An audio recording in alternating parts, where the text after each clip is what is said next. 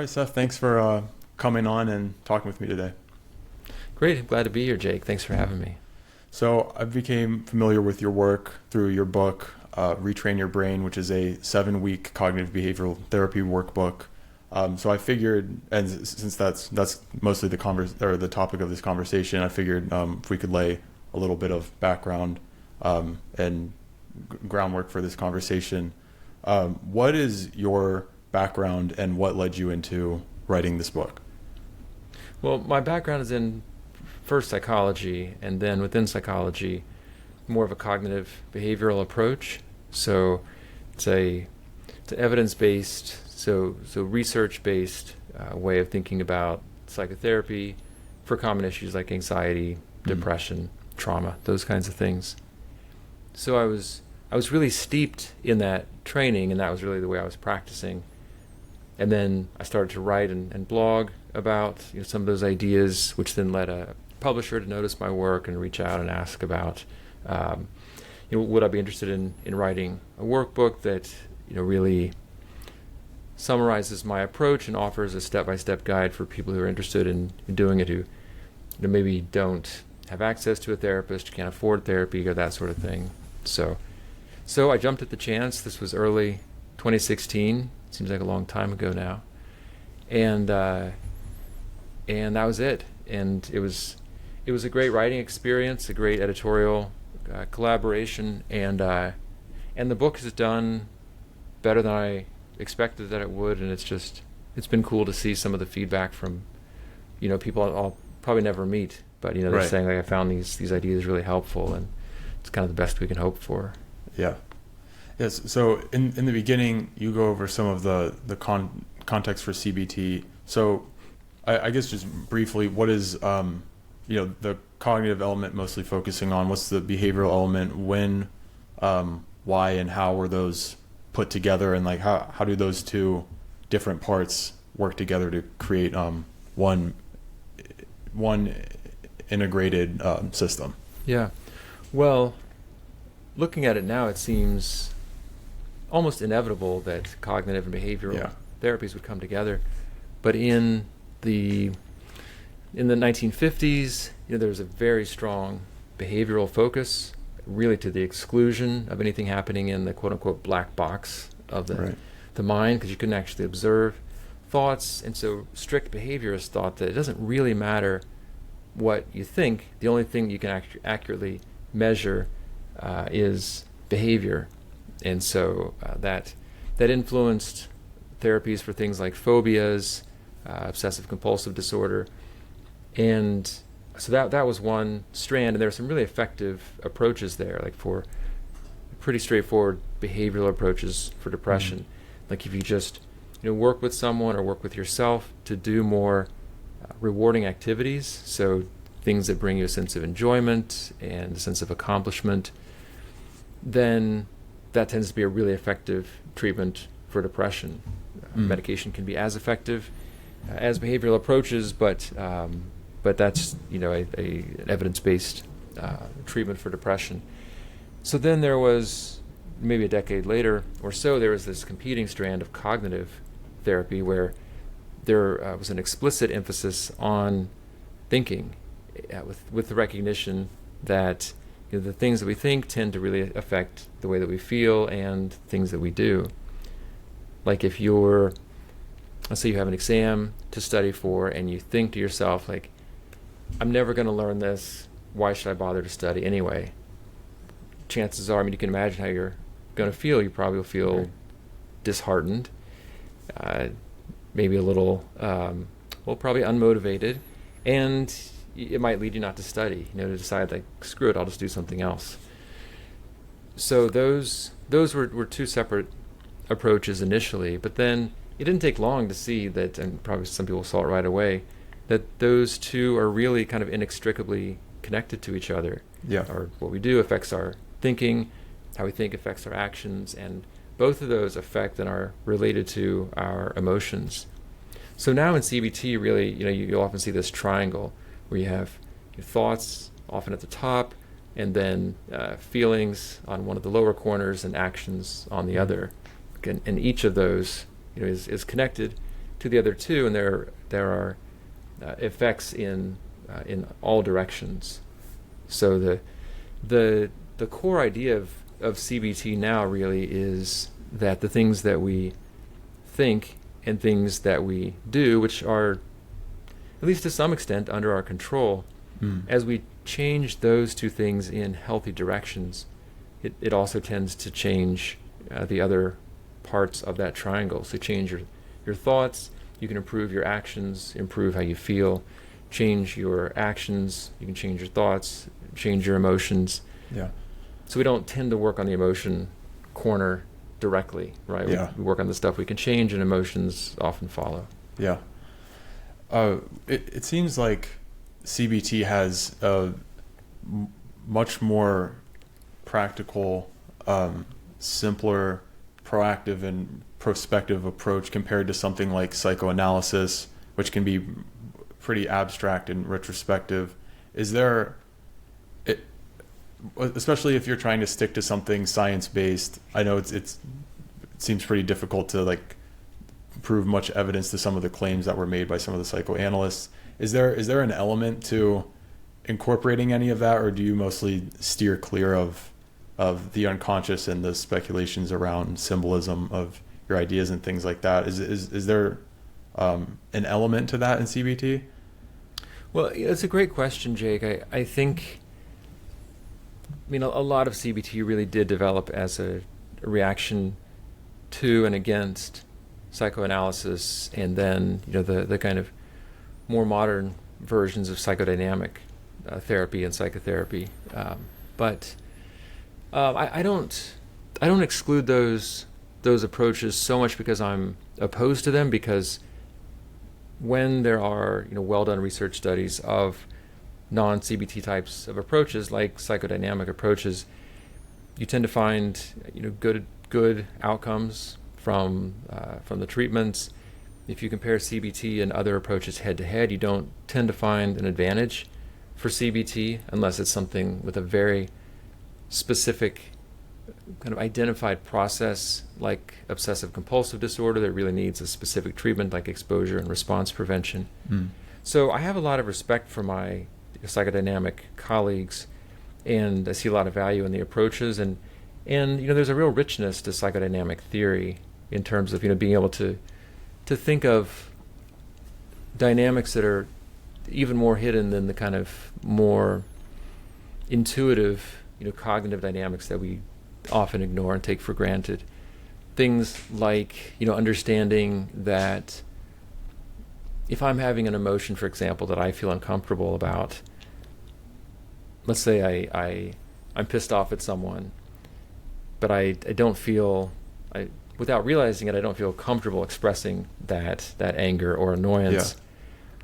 So then I've finally realized there are times when I might bring up the issue, describe the issue to my wife, and then she would express an emotion like well, that person's being an asshole or something, and then I would get mad at her for having that emotion, but in hindsight it actually seemed like I was somehow projecting that emotion that I was unconscious of into her, and then she was expressing it, and I could judge it as if I wasn't having it.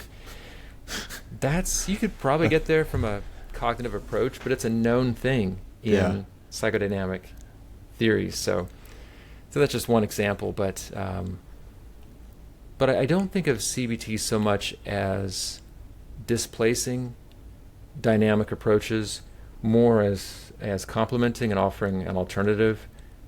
And for certain things where there is, someone does want rapid relief, that is a real advantage of a lot of CBT approaches, that they can deliver relief pretty quickly.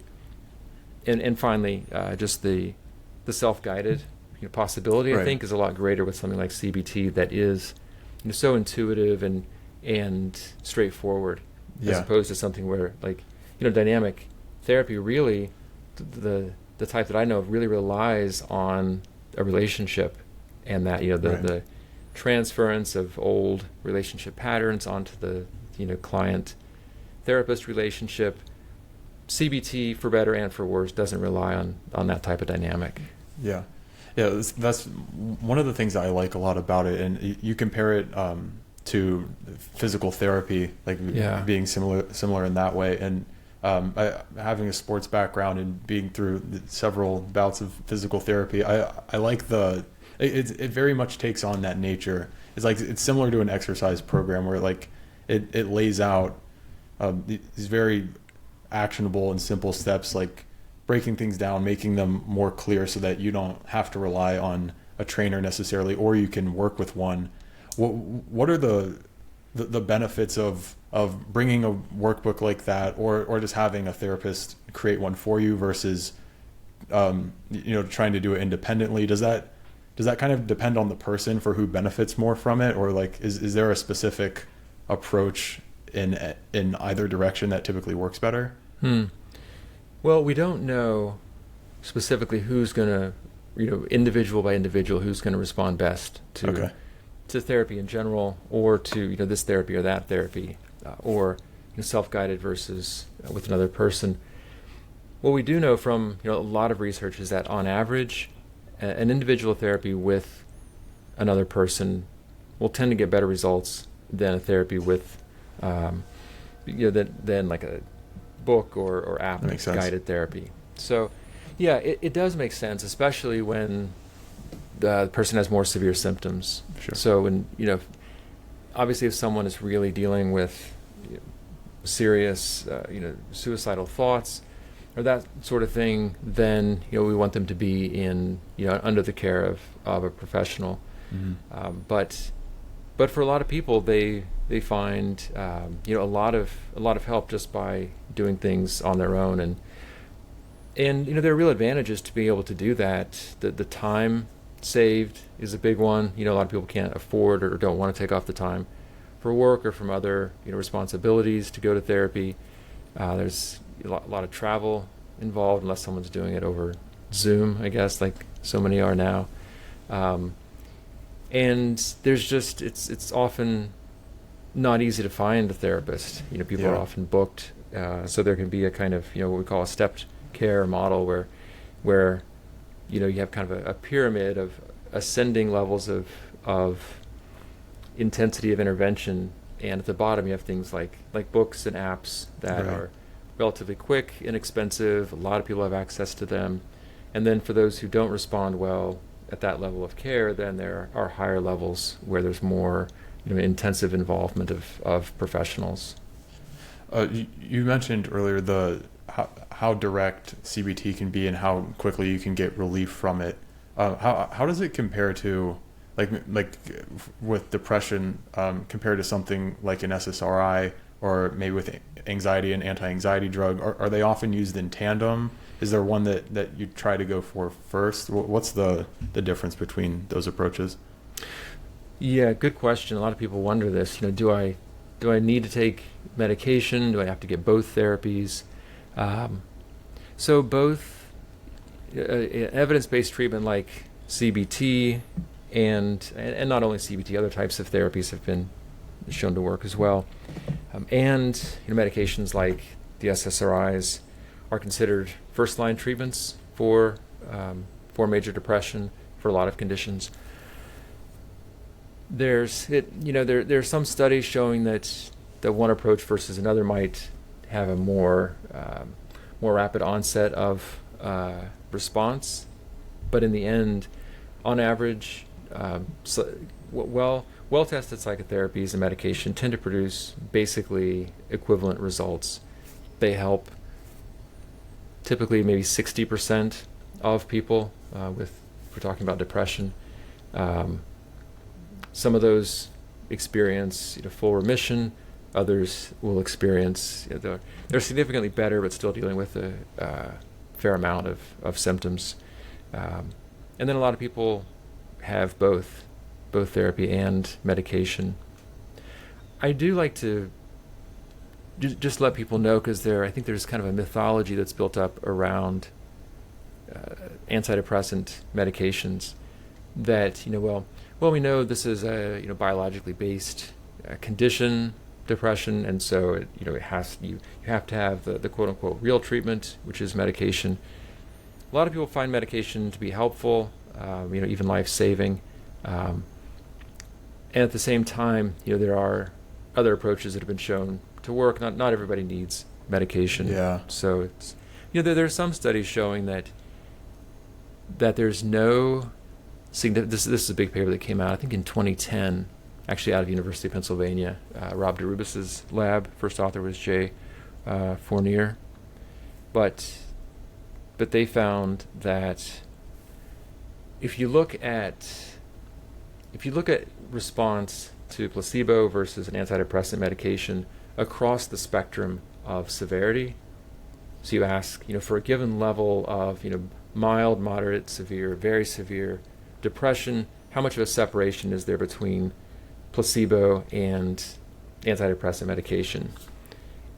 And what they found is that you only get that separation at either severe or very severe. I don't remember which it was, if it was only very severe, but the take home was that only at high levels do you have an advantage of an active medication over placebo. Yeah. So just things to keep in mind if a person has questions about what are their options for depression treatment. Does there seem to be a benefit from using something like CBT where a lot of it is based on your own actions and you're much more hands-on? Long term, is there a sort of confidence or security in yourself that is built up if you're improving your symptoms, knowing that you had a lot to do with it, like you were taking the actions, you were just going through these various protocols, instead of it just being chalked up to a medication that you're taking? Is there a benefit that patients seem to have from saying, like I contributed more to whatever caused my improvements, and like I feel better able of handling these myself? Like does that seem to be helpful to them, instead of saying, yeah, like I feel better, but like I didn't necessarily do as much to make? Does that question make sense? It makes a lot of sense, and a lot of people do describe something like that. Either that they feel that there is that sense of self-efficacy that comes from knowing, like, okay, there's some things I can do that I have control over, that I can change, that can help to lift me out of this. On the flip side of that, some people will have reservations about taking a medication because they say, like, I don't want to feel like I'm helpless, or like I'm a victim or something, or they'll feel badly about themselves for taking medication. So that's hopefully obviously not something that I think is necessary, and there's no reason to feel bad about yourself for taking medication if a person needs medication, I mean, for depression or for any condition. But along those lines, there are many studies for a lot of different conditions showing that even if a medication can do as well as a good therapy across the course of treatment, if you take away, you stop the therapy or stop the medication, then relapse tends to be significantly lower for those who've had the therapy than for those who only had medication. It's easy to understand, if you do a therapy and then you stop, you take at least some of that therapy with you. Right. But if you stop the medication, then you no longer have that agent in your body, and not only you don't have it, but also you may be experiencing the withdrawal of a nervous system that has gotten used to that, kind of being propped up in a way with the medication. Is that much of a problem with those kinds of medication? Is that something that people often experience? Is there a relatively high level of withdrawal with some of those? It's the people that I've worked with in therapy who've been on medication, who were interested in trying with their doctor to get off the medication, often did describe difficulties with that. I didn't know about that. It wasn't a big problem for everyone, and even for those who had some struggles, it often could be managed. For some people, it depends on the medication too. For something like a benzodiazepine, which is really effective at dampening anxiety. It works on the same the same receptors that alcohol works on. It was not uncommon, to see things like agitation, a rebound of anxiety, a return of all the types of things that the benzodiazepine like Xanax or Klonopin was helping to suppress. With SSRIs and other antidepressants, I wouldn't as often see a return of depression so much as more kind of systemic withdrawal effects. So things like nausea, dizziness, and those types of kind of more general issues that the person might experience as side effects when they first start, because serotonin is not only expressed in the brain, but also throughout the body. Yeah. Recently, you've been developing something that you've been calling mindful CBT, adding in an element of mindfulness to the other parts of CBT. Your most recent book is called Mindful CBT. Right. How does that added element give greater depth to CBT, and how can that base level of awareness work through some of the practices and tools given in a program or a workbook like Retrain Your Brain? Yeah.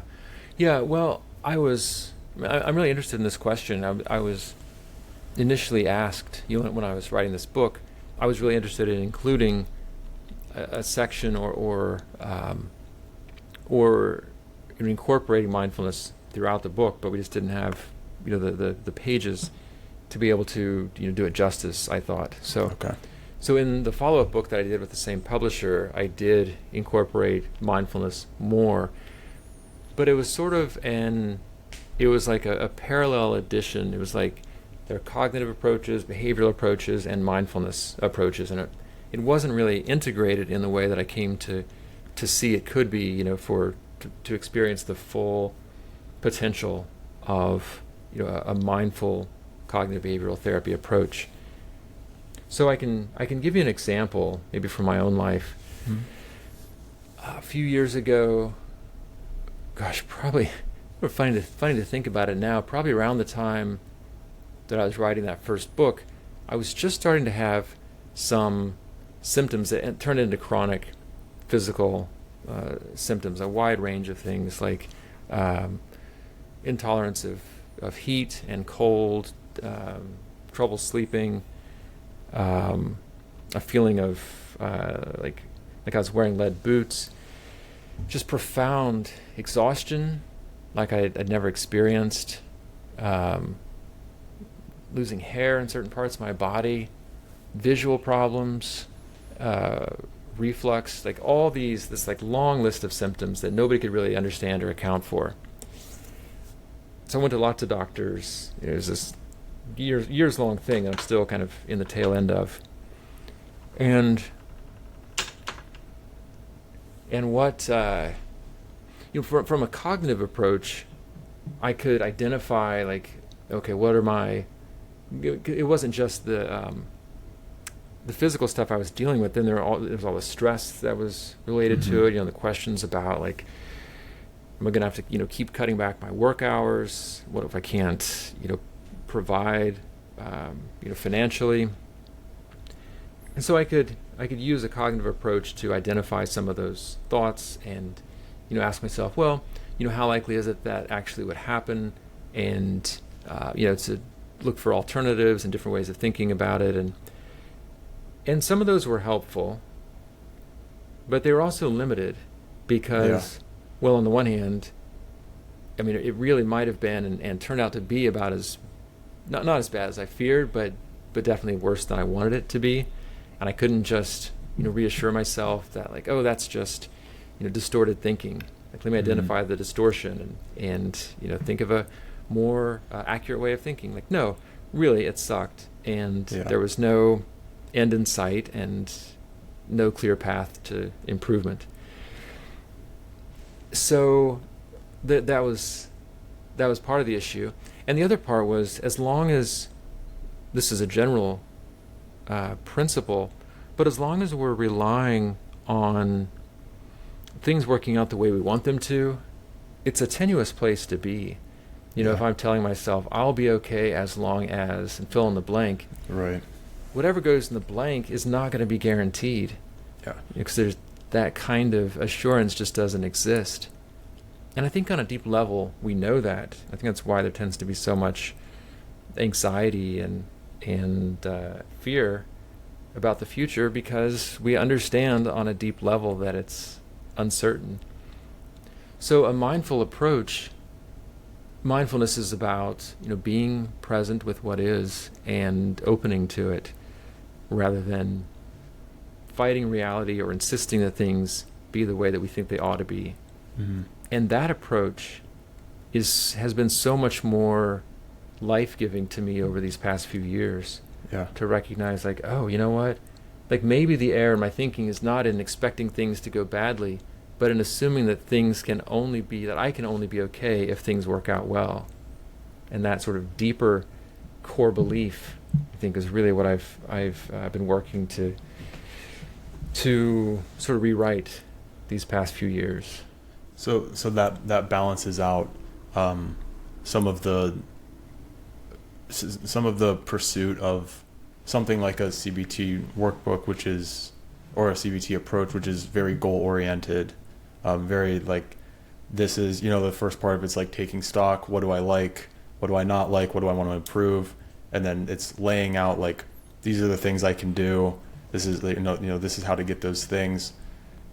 So the mindfulness part is kind of, it seems like it sits, I guess, beneath that, and maybe the CBT tools kind of build on top of it, so that you're not in the situation where you're like, well, okay, I'll be happy once this thing improves or that thing improves, and like I need to like dial in all these different things and tidy up all of these things. But it seems like that can, since that's an infinite game, it's like there's no end point necessarily. Like I guess it depends on your situation, but the mindfulness component says, you know, regardless of how this turns out, like I can do these things to try and move in a better direction, but regardless of how this turns out, like we'll be fine. And like I'm not dependent on attaining these things.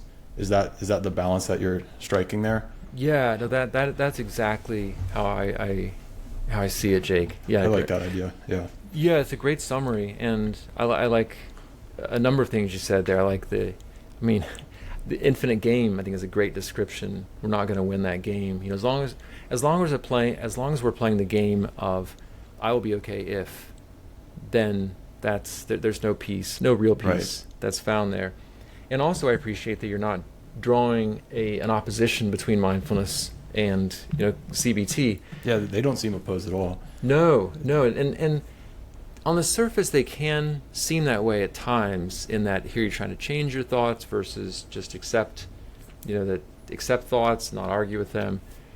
But I think you captured it well, that you can still work to, you know, improve things, change things, without this underlying assumption that that's the only way that you're going to be okay, or that's where your true peace of mind is found.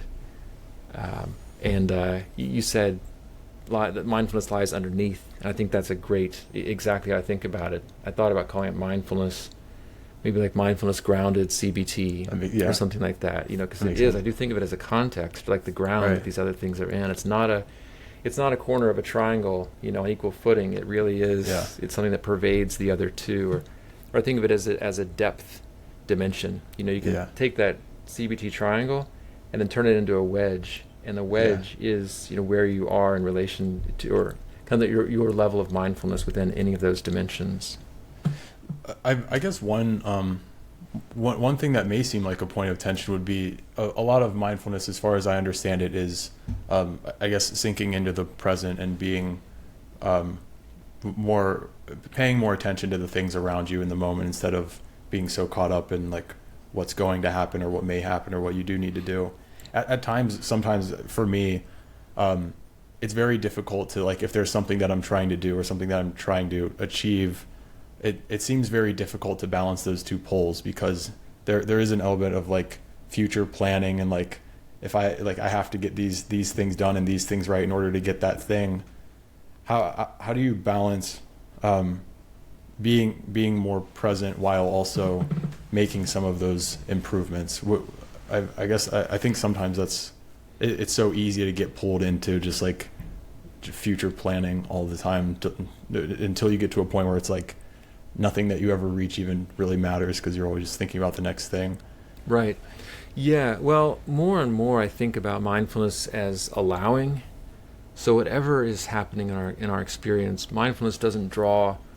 To be mindful is not to draw a boundary and say like, well, I can only think about these types of things or allow myself to have certain types of experiences, or like I can only be calm. Like I can, if I'm agitated, I can't be mindful. Like, right. No, can you expand the boundary and allow, like, can I open to this? Can I open to this?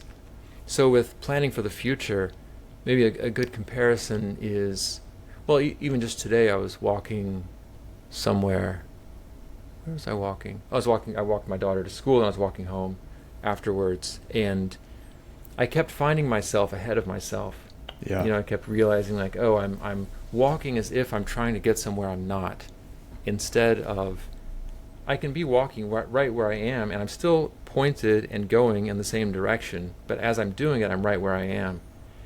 And I think in a less literal sense, we can do that with our plans. Like if you're planning for your future, you can be very present to that planning rather than kind of losing yourself in the future projection where then you're not noticing kind of how you're experiencing that, maybe the emotional responses that you're having as you're thinking about an uncertain future, or maybe a certain excitement that you're not aware of in a certain area, or a fear. And so I think whatever, I don't think of, lots of people have said this, but mindfulness, like the presence of mindfulness isn't so much about now as opposed to later or to future or past, but it's more about kind of stepping out of that time dimension. So I mean, I've even had people ask like, well, is it like okay from a mindfulness perspective, these kind of judgments we bring, is it as we evaluate our practice of mindfulness, is it okay to like think back on fond memories, because that's not now.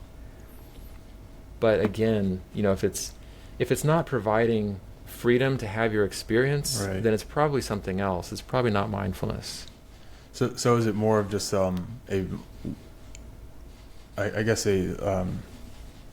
soothing the anxiety that underlying permeating anxiety of like I have to do X, I have to do Y, or like ruminating on the past. It's not about shutting down the past or the future, but just like not forcing yourself to go there, but not forcing yourself to not go there. Is it something like that? Yeah, I think you could say it that way. I mean, I think it's not forcing your experience to be anything other than what it is. I mean, maybe I should have started with a simple definition for our listeners. Probably everybody's heard of mindfulness at this point, but it's often equated with meditation or relaxation, which it obviously can involve both those things. But at its simplest, mindfulness is just being present in our lives and allowing them to be as they are. So I think awareness and openness really kind of capture what mindfulness is about. And then, people write, countless books and, give lectures about these things. There's a real richness to mindfulness, but it really is a simple experience that, we don't even have to call mindfulness, because we all have had these types of experiences of being like, I was right there and I didn't feel the need to change anything. I was able kind of, often these experiences arise spontaneously. I wasn't aiming for them, but I just found myself in this very open state where I didn't need to change anything about that moment, not because everything was some perfect ideal that I've been striving for, but just because something in me said yes to what was happening. And there was such, deep sense of ease and gratitude that emerged on their own. So we can call it mindfulness, but I hesitate sometimes because that can limit it to, this kind of definitional thing, like, well, is this mindfulness and is it not? And really it's, I think, just about being in our lives, fully. Yeah. It's been interesting to see that idea seep more into psychology and move away from something that like could be painted as like just spirituality, something that we can't prove, now to being something that we can study more. Like there's all kinds of meditation studies and studies and approaches about the benefits of mindfulness. Is there a specific tool or set of tools that you typically lean toward to help you get in that state and maintain it throughout the day? Like, do you have certain practices, mnemonics, things like that? Yeah, that's a great question, because so much of the struggle with these things seems to be about remembering. Yeah. There's this technique I can do, but it's just, we're on autopilot so much of the time, so we forget to come back. I do tend to have a lot of my work over the past, really since I wrote these CBT books, a lot of it has been trying to find these everyday ways to bring more of these approaches into our lives. I wasn't planning to plug this, but I happen to have right here the CBT Cool. deck.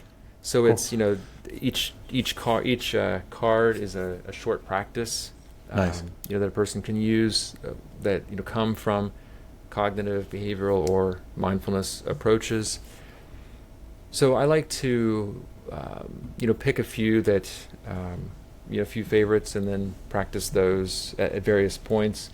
One that I often come back to, for example, is I call it the I am here exercise. I don't think I made it up, but it's one of these things you hear and then you quote someone else and then eventually you quote it, but you don't remember who said it, and then you say, like, as I always like to say, right? And it becomes your own. Yeah.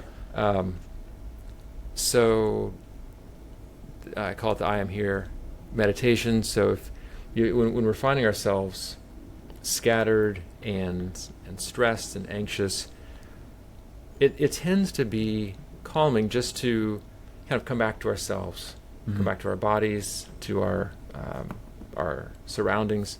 So I'll just take a breath in and think to myself, I am, breathe out, and think here. So I'm just reminding myself, I am here. Or I'll say, like, all right, I'm right here. And just that realization, it makes the moment, it reminds me that the moment is so much more manageable than I was just thinking.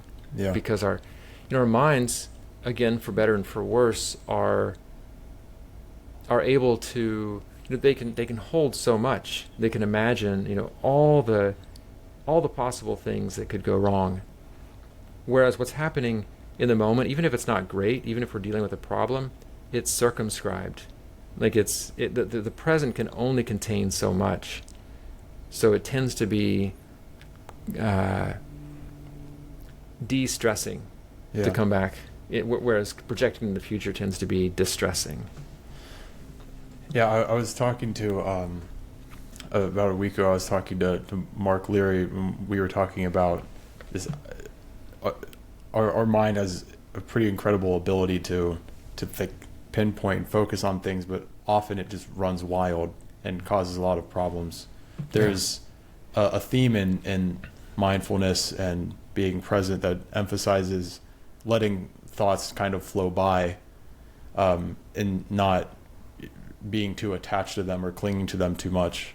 On the other hand, some of the CBT approaches seem to be like on identifying them and working through them.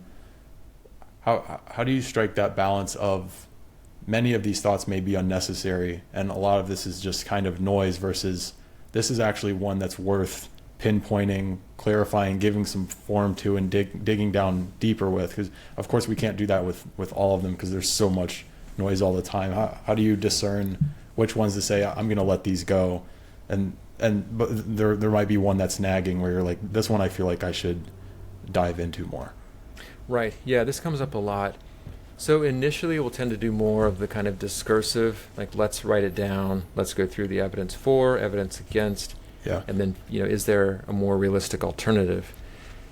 That approach, like you said, there's no limit of thoughts, to do that with, and there's a real advantage to being able to just treat the thoughts as mental events that don't necessarily require kind of wrangling with them.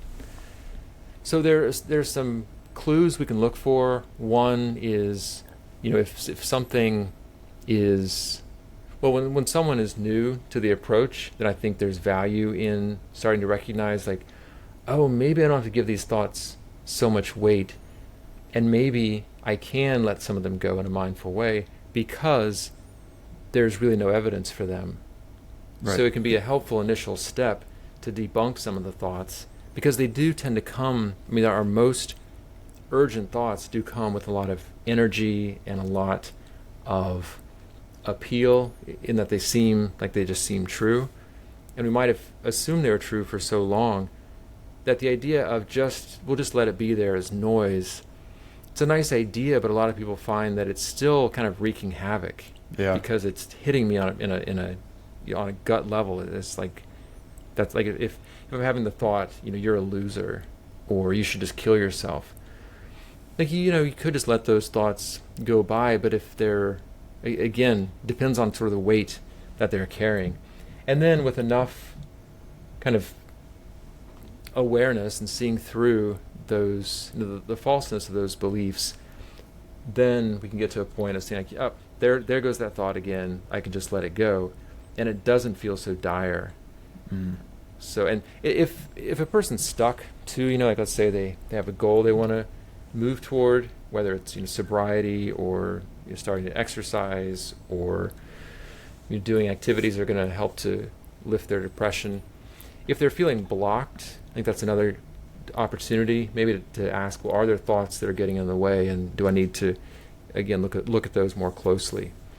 But I do see all those things as ideally, steps along the way toward just changing our relationship with our thoughts, so they're not so they don't take up so much of our mental space. Yeah. So it's something where maybe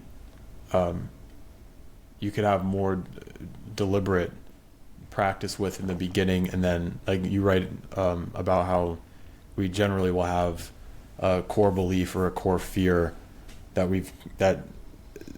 a lot of the other disrupting thoughts kind of grow out of. So is it one of those things where if you can pinpoint that fear and really drill into it and disprove it if it's wrong, or change something that needs to be changed if there's an element of truth to it, and then if you can handle that core belief or fear, you're able to better see, like, I guess, the branches that grow out of the trunk, and you're able to see, like, oh, I know where that's coming from, and it makes it easier for those to be less sticky. Yes, yeah, I think all those things are often true. Yeah, there's something about recognizing, like, oh yeah, there's that thing my mind does that can give it less weight. Yeah. And then I can, recognize the core of it, and then I can just sort of, kind of shrug it off, even like, brush your shoulder off, like, all right, that's not really worth getting into. I have other things that I want to do. Yeah. Just to wrap up, real quick, could you just briefly go over the think, act, be paradigm? I think that's a good way to summarize this approach and this thought process. Yeah, great. So, again, trying to keep things simple and portable.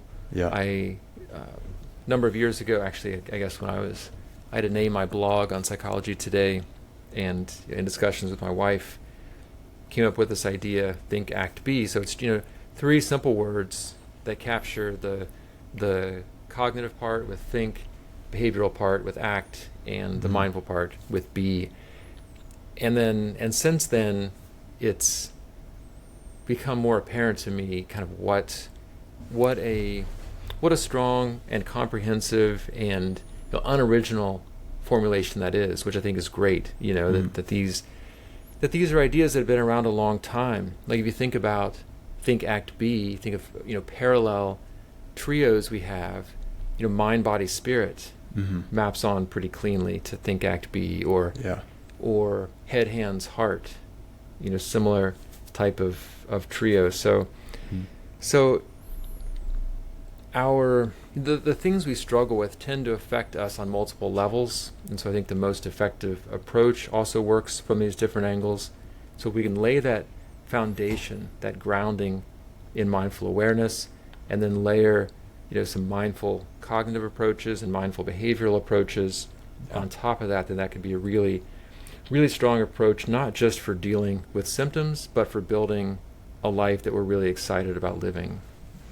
Great. Well, thanks a lot for coming on. I really appreciated this and enjoyed this conversation. So thanks a lot. Well, thank you, Jake. This was fun, and you asked great questions. So all the best to you. You too. Thank you.